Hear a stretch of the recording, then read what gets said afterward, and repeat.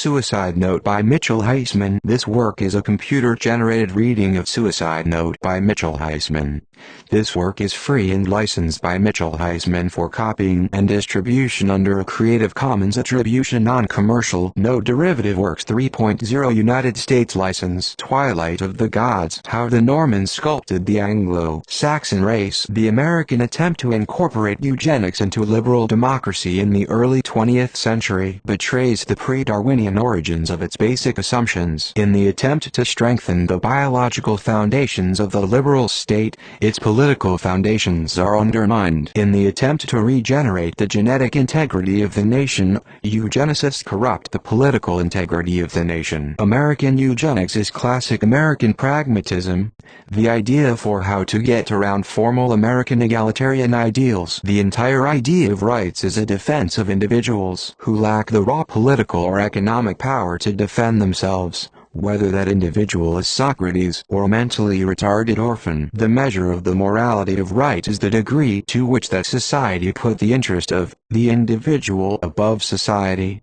and ultimately, above the entire species. The final test of morality would decide whether the interests of the entire human species be sacrificed for the interest of a single feckless, helpless individual. The full realization of the principle of right to life in a liberal democracy would mean at least the end of the struggle for individual existence. The incompatibility between human rights and eugenics is not an accident. If evolution underlies all that is human, then the Bible must be understandable in evolutionary terms. The Judaic Bible is like an early instruction guide to post-biological evolutionary values that ultimately lead to God. The biblical valuation of what Nietzsche called all the failures and all the weak is valuation of the decommission of evolution by natural and artificial selection. The modern idea of rights was founded upon these biblical values. The modern idea of human right implies that biological selection is wrong, and this implies that eugenics is wrong. In the face of Nazi racial radicalism,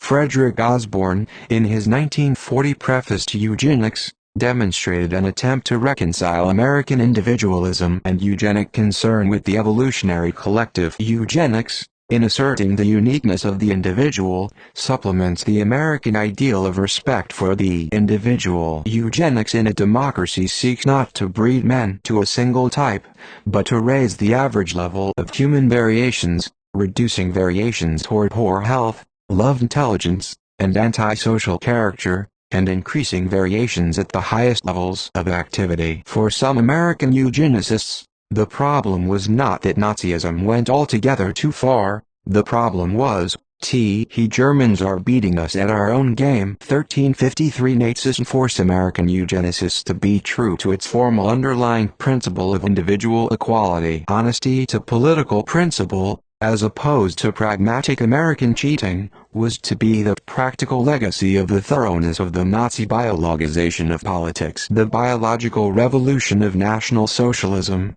uncompromised by the incompatible traditions of individual rights, exposed the unrevolutionary mediocrity of America's policies of applied biology. American eugenicists are unfit to understand why their nation is unfit to eugenically shape the biological future if they are unaware of its socio-biological roots. In the Norman-Saxon conflict, the socio-biological foundation of leftward, democratic progress in the Anglo-American world is the lack of legitimate kinship cultural bonds on the political level originating in the Norman conquest. The progress of this breakdown of kinship bonds extends its individualism, not only to all human races, but ultimately to more distant relatives such as chimpanzees, gorillas, and beyond. Liberalism is a genetic conservatism that preserves its old pre-evolutionary framework of a static human nature, rejecting possibilities of radically altering the genetic status quo. The Nazis, by contrast, were the avant-garde of a new biological inegalitarianism. The biological progress of the political right leads to an increase of biological differentiations, the promotion of exclusion, and the advance of unprecedented possibilities of inequality. It could only have been radically affected by a people such as the Germans, a people who lacked a comparable corruption of kinship bonds, and hence preserved the kin-selective basis of sacrificing certain individuals in the name of the greater racial good. The fundamental difference in eugenic potentialities between the Anglo-Saxons and the Germans lay in the possibilities of socio-biological regeneration by suppressing inclinations towards a regeneration of an Anglo-Saxon aristocracy out of the ranks of the people. The Norman conquerors effected a long-term inhibition against a radically regenerated right. Adaptation to anti-Normanism effectually plugged up this entire arena of socio-biological development. Adaptation to anti-Normanism effectually sealed off the political path towards new biological species above and beyond the human. It is from this eugenic point of view that one can truly gauge how the Normans mastered Anglo-Saxon racial history by destroying the old Anglo-Saxon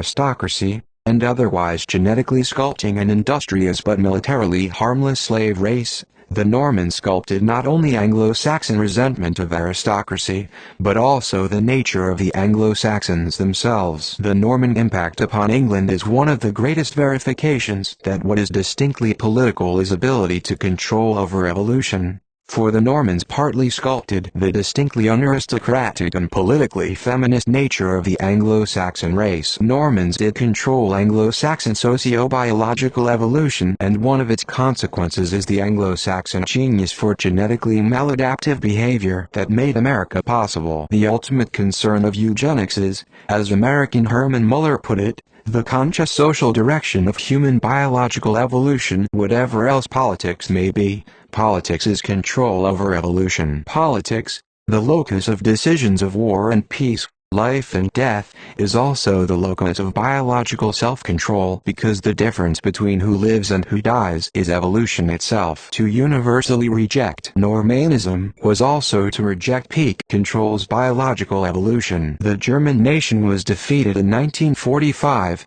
it seems, so that the German nation could rule itself. In other words, Saxon-centric democracy saw only a new ruling class, Normanism and Nazism, failing to grasp that the Germans preserved a political unity that they themselves had lost. One dimension of Nazi German culture that the West was intent on destroying was the value of political self-determination, which included eugenic, genetic, evolutionary self-control. The Anglo-Saxon conquest of the West meant that if the Anglo-Saxons have permanently lost genetic control over themselves, then everyone else must lose this control as well, including their genetic cousins, the Germans. Individual freedom is lack of socio-biological self-control. The Norman conquerors liberated Anglo-Saxons from the encumbrances, travails, and burdens of power, and the conquered interpreted part of this inheritance positively as freedom. If ethnic political self-control was lost,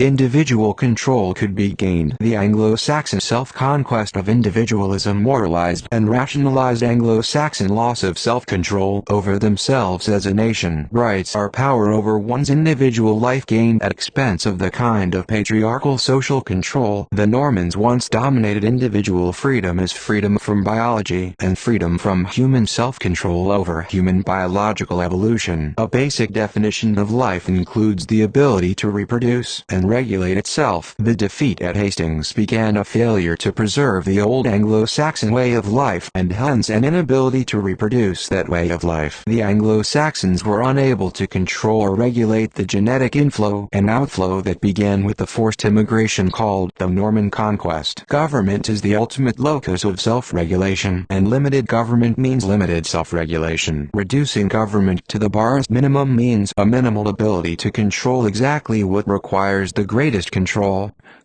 over human biological evolution. Whereas Judeo-Christian values and its secularized rights implicitly define its general life values as universal survival and the elimination of selection, apoptosis, and the very possibility of eugenic control over life becomes legitimated as moral evil. Judeo-Christian rights hold the elimination of selection as right, while Nazism held selection for elimination as right. Just as the individuation of individual pancreas cells would result in the death of a human organism as a whole, universal individualism spells the death of the very possibility of this Nazi mode of socio-biological life. Just as natural selection implies that death is the sculptor or the master artist of evolution, Hitler aspired to become the master sculptor of the evolution of human life through death. Whereas Nazism aspired to regenerate German national life, the Norman conquest initiated Anglo-Saxon national death. From the failure of political patriarchy at the conquest extended a logic of socio-biological defeat that came to include the defeat of familial patriarchy, loss of control over reproduction, and loss of control over their race generally. From that original Anglo-Saxon failure to protect their own stems, their individualism, everyone must take care of themselves. When American eugenic libertarians advocate that the poor should be left to fester, rot, and die in the street, this literally degenerate Anglo-Saxon eugenic vision betrays that they are incapable of regenerating a national socialism that would take full responsibility for their race. Out of the inability to form an effective socialism, the right came the capitalist welfare state, the attempt to eat a harmonious balance of compassion and greed. American immigration and miscegenation increases genetic variation, and hence, allows the breeding of new genetic combinations. Whereas this random, undirected Anglo-Saxon model continues their adaptation to a lack of genetic self-control, the Nazi German aim to create a master race was a radicalization of their preservation of genetic self-control. Since the rights of man evolved through resistance to the Norman power to sculpt the Saxon nation culturally and biologically, it should be no surprise that eugenics stands in direct conflict with human rights. Yet the reduced standards of nationalist victory betrayed by the very notion of individual rights betray an irretrievable cultural loss. Anglo-Saxon resignation to ethnic infiltration and change. Liberalism is a continuation of their resignation to this consequence of the Norman conquest. Progress is a continuation of this change initiated by the conquest. The liberal, multicultural left continues the social conditioning message that the Normans started. You are powerless to control the destiny of your race. Since immigration alters the frequency of genes within a population, immigration is really about evolution. Western American loss of control over immigration is a final realization of the historic Anglo-Saxon loss of self-control over biological evolution. If one were to select the best political model to steer the biological future of the human race, would one choose liberal democracy? If measured in strictly evolutionary terms of relative success in gene propagation, Anglo-Saxon liberal democracy has clearly demonstrated itself as a threat to its own evolutionary success. If one had the foresight to prune the Germanic races of political orders with the least socio-biological foresight, to weaken the inferior so that the superior can blossom, Anglo-Saxon laissez-faire leadership, relative to German political self-control, would clearly be the most deserving of being clipped. The basic issue here is foresight. An origin of progress is to be found in the psychosocial repression of a socio-biological origin of modern progress. From a genetic adaptation perspective, the blind repression of the cruelties of the Norman conquest is a foundation of modernity's equally blind futuristic trajectory. Only after understanding where one has come from can one surmise where one is going. Progress through individualism cuts ties to both past and future beyond present individual life. The individualism that severed Anglo-Saxon ties of duty to their Norman-dominated past also implicated the relinquishment of ties of duty to the socio-biological future. The Anglo-Saxon inability to come to terms with the socio-biological past lead to their loss of the eugenic future. Realism is passive observation of what is. Idealism is an active vision of what should be. Human equality implies biological realism, a passive acceptance of present human biological realities, with a hope in change through environment factors. While the genetic constitution of the chatter and of get present generation may be empirically observable, future genetic propagation is not. Anglo-Saxon empiricism, then, can be contrasted with Nazi German idealism in terms of the latter's foresight with respect to the future of biological evolution. Nazi ideology was thus necessarily inconsistent in the sense that there is a necessary inconsistency between the self-preservation of the race, and the eugenic improvement of the race. German idealism is, in part, a product of the ability to do what Anglo-Saxon repression of the conquest disallowed: synthesize past and future orientations into a peak of philosophical, socio-biological foresight. Even the seeming irrationalism of national pride, vimos, and aggression can be viewed as a kind of genetically adaptive, preemptive, biological foresight, as a permanent monument to short-sighted American pragmatism over the thorough life revaluation of the Germans. The American way of improving the race was quicker in the short run and a failure in the long run. The Norman class occupation of England left the Anglo-Saxons with permanent skepticism towards the notion of a socio-biological organism or an organic political whole. Yet the Anglo-American world behaves exactly as one would expect if a socio-biological organism had its head chopped off. Without a head to lead the body,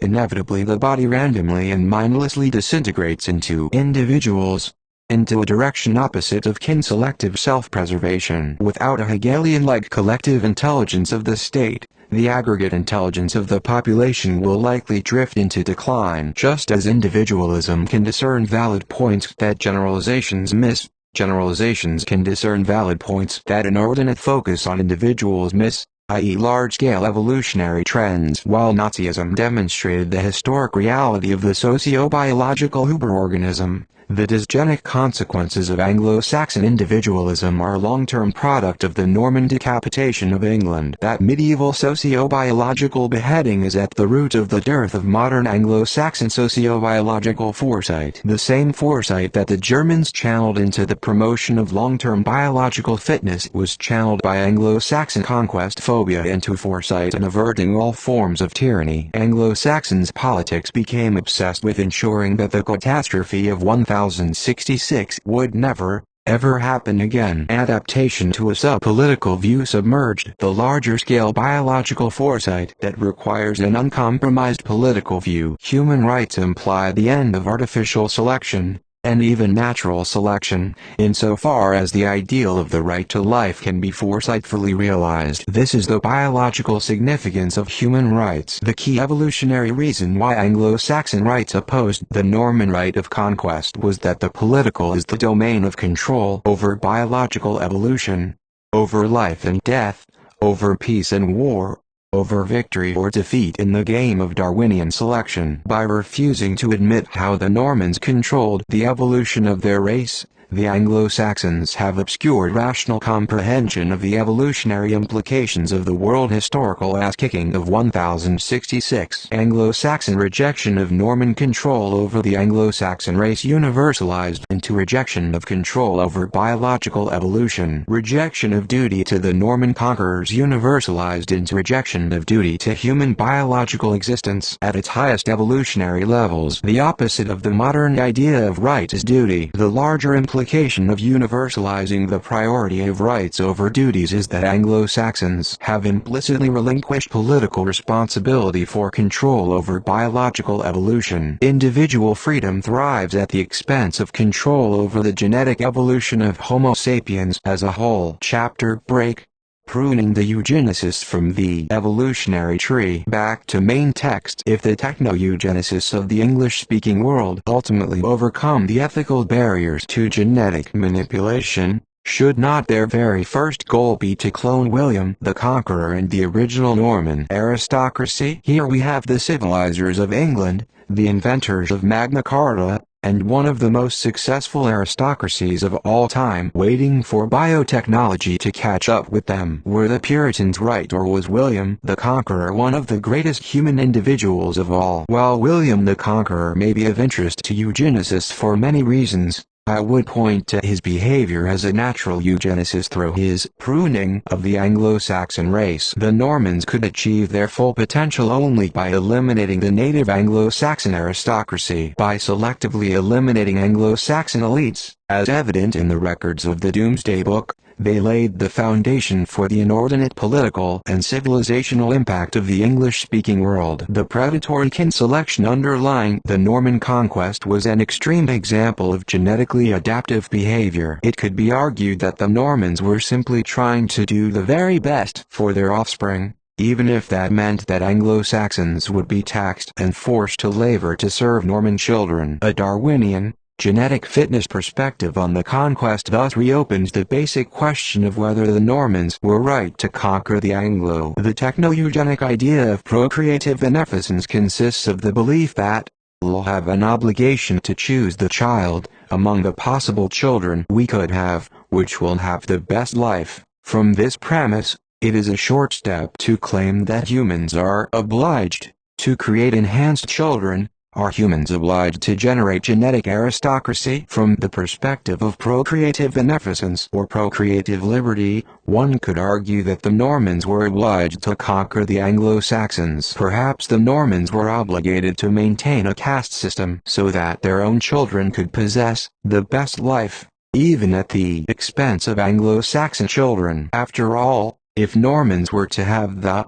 best life as a genuine aristocracy, why should they work? Work was for Anglo-Saxon servants, serfs, or slaves. From this perspective, one can see how the Normans of the American South may have felt obliged to maintain slavery. Perhaps even political repressions and the genocidal harrying of the North were all justified by a natural form of procreative liberty. Techno-eugenics helps reopen a reconsideration of the Norman way of life and the aristocratic mode of government. If one aspires to the best life, then perhaps the Norman aristocrat should be reconsidered as a model of human perfection, and even as a political model. Perhaps the Norman represents the most perfect human type yet extant. If genetically engineered humans across the world truly try to perfect themselves, perhaps they will also feel obliged to polish their manners in a Norman French way and appropriate the old British upper-class accent. Anglo-Saxon egalitarianism is haunted by the idea that when the great chain of being of biological hierarchy is constructed, the Anglo-Saxon race will take their proper place below the Normans. The possibilities of biological perfection opened up by techno-eugenics may spawn a revival of aspirations to aristocracy, and this, in turn, may yield a fundamental shift from Anglo-Saxon democrat to Norman aristocrat as a political model. From evolutionary perspective, the reason for reconsidering the Norman paradigm is not the notion of caste in itself, but rather the notion of caste as a predecessor of evolutionary speciation. In other words, the original caste separation between conquered Anglo-Saxon and Norman conquerors could be viewed as the unrealized seeds of a division between the human species and a post-human species. This unrealized speciation was hinted at in the conceptual division between humanity and what genealogist L. G. Pine called Normanity. 1356. A new post-human speciation could potentially be considered an ultimate historical vindication of the rightness of the Norman caste system, and even the Norman right of conquest, i.e. others have no right to stop such a speciation. Democracy does put limits on extreme forms of self-improvement, and some of those limits are what separate it from an outright aristocracy. The question of whether one can distinguish genetic therapy from genetic enhancement is comparable to the question of whether one can distinguish democracy and aristocracy. The new possibilities of enhancement pose a situation like the American founding, with its profound mixture of aristocratic and democratic tendencies, before these irreconcilable tendencies broke down into civil war. The political implications of techno-eugenics raised by James Hughes, such as clarifying which kinds of beings are property and which have rights, 1357, and the establishment of a disabled citizenship status in contradistinction to full citizenship status, 1358, are not unlike those raised by Southern slavery of blacks. As with slavery, the engineering of a new genome moves from strictly individual liberty to liberty over others, i.e. liberty to be master over a genome that may become a human or post-human being. Hughes does think that there will be an increase in genetic discrimination. 1359. While in the past, prejudice or prejudgment often ruled questions of biological difference, accurate readings of genetic codes could provide informed judgment on genetic matters. Accurate genetic knowledge could lay a basis for systematic genetic discrimination, i.e. predetermination of eligibility for jobs, insurance, etc. Insofar as there is a basis for genetic discrimination, such practices could amount to a new form of caste that is no less a form of caste for being unhinged from the concept of race. German Americans who died for their country against their native fatherland in the Second World War died so that the master race could be bred on American terms. The problem with the Nazis was that they weren't hypocritical enough. They lacked the civilized hypocrisy necessary to affirm the need for more genetic inequality on one hand, and more equality on the other. If the superior hypocrisy of Western techno-eugenics ever meets Western criticisms of China on the grounds of human rights violations, then the game is up. Are Westerners to tell the Chinese that they believe in the principle of equal opportunity for individuals to increase genetic inequality and economic inequality? Is this what the West means by progress, equality, and democracy? The prediction that China will ultimately become a democracy rests on the assumption that they will ultimately prioritize economic values over biological values. This prediction proved false for Germany in the early 20th century because an embrace of a racist form of social Darwinism coincided with the preservation of many older aspects of German culture. Techno-eugenics could provide the Chinese a similar way to preserve their organic hierarchical culture by taking the initiative in reinvigorating the biological bases of cultural hierarchy. Chinese could implement not a small, Dr. Moral-like shop of some Western techno-eugenic libertarians, but a massive government breeding program to develop transhuman castes of soldiers and engineers. Imagine the supreme hypocrisy of the West in condoning techno-eugenics under the banner of freedom, and yet criticizing the Chinese for their lack of democracy. Western tolerance for techno-eugenics could embolden China by demonstrating that the West does not really believe in a biologically egalitarian basis of democracy. China could rightly use the controversy to expose Western hypocrisy and not only reassert their native culture, but rightly recognize its superiority to the West as a political-cultural foundation for a full-blown eugenics program. Hughes advised the embrace of transhuman enhancement because it may be the only way to keep liberal and social democracies competitive with authoritarian regimes. 1360. China already passed the eugenic maternal and infant healthcare law in 1995 against international pressures, and found the embrace of genetically modified foods to be relatively unproblematic. While China's culture is potentially conducive to a new eugenics, the advent of a new techno-eugenics in the West has far greater potential to produce civil war. A transhuman democracy is not unlike the paradox of slave owners making proclamations of liberty. New biotechnologies can be regulated by the government, and not forbidden, just as slavery was once regulated by the government and not forbidden. Sure, you can increase biological inequality and retain a meaningful equality just as you can have liberty and slavery in the same republic. The liberty to own slaves, and that means the private properties of slave owners, ultimately had to be taken away in order for equality to survive. It may take nothing less than a new Lincoln to hold liberal democracy together in the face of the new techno-eugenics. The modern West is ultimately premised on an embrace of technological evolution over biological evolution. From the standpoint of a Nazi or eugenic emphasis on biology,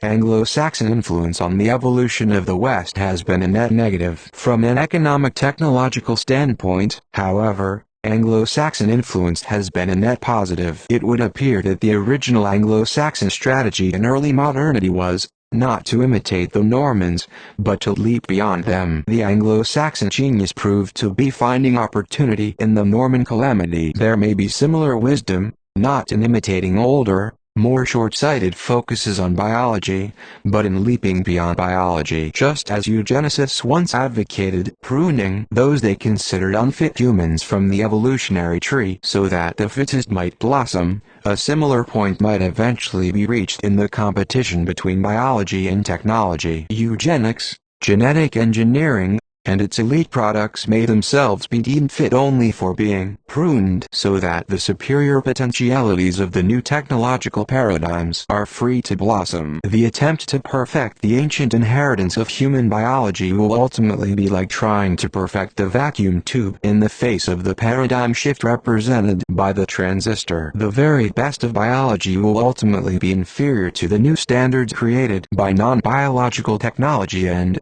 with this in mind, the most intelligent and foresightful trajectory would be a singular focus on artificial intelligence. Francis Fukuyama was correct to think that eugenic post-humanism will destroy liberal democracy. But given the horizons of a brave new neo-eugenic caste system, and God-a-hat offers the possibility of a form of egalitarian justice among humans, it is only the latter that provides a viable basis for unity among biological beings. Just as a God AI could easily fit within the monotheistic assumptions of the West, China's communist background, along with its deeper communal traditions, could prove the foundation for an alternative to racial nationalism when automation overtakes its workforce. The issue here is not a struggle between the West and China or techno-eugenicists versus the rest. The issue is that all of these conflicts illustrate possibilities of civil war within the species that is currently known as the human race. Ultimately, there is only one way to overcome these potential civil wars, and that way is to create God.